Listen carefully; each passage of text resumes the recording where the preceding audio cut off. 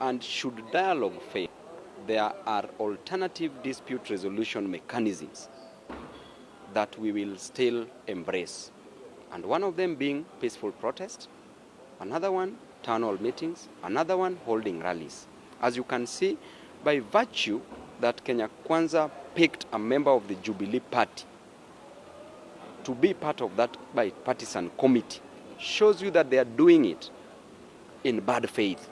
It is not in the spirit of negotiation. It is undermining. They are treating that committee with a lot of contempt. But who are having a challenge in this situation are the Kenyan citizens. This issue must be resolved as a matter and must be treated as a matter which is very important and urgent. And the roadside declarations which are being made by Mr. Rigathi are very unfair, are belittling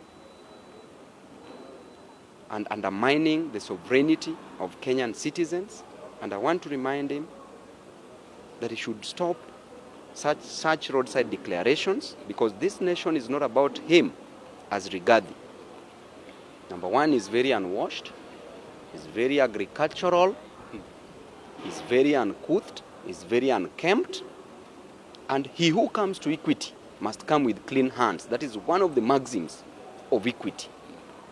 And number two, there's a principle called in law, volenti non fit injuria, that they are contributing to their own injury by making these inflammatory remarks that is annoying, that does not go well with the spirits of Kenyans. That's causing a lot of consternation and discombobulation of spirits among Kenyans. And therefore, holding public barazas and or holding town hall meetings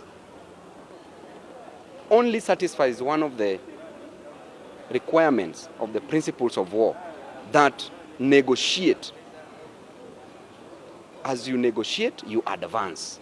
So as we negotiate, we advance. We will not abandon the talks first, because the talks are already starting.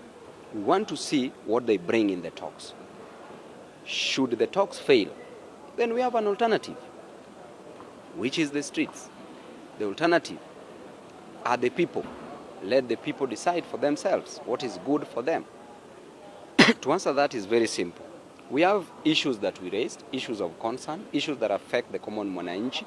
Number one being the cost of living, the price of unga, which must come down, because it is part of the issues of concern that are affecting the lives of Kenyan citizens directly.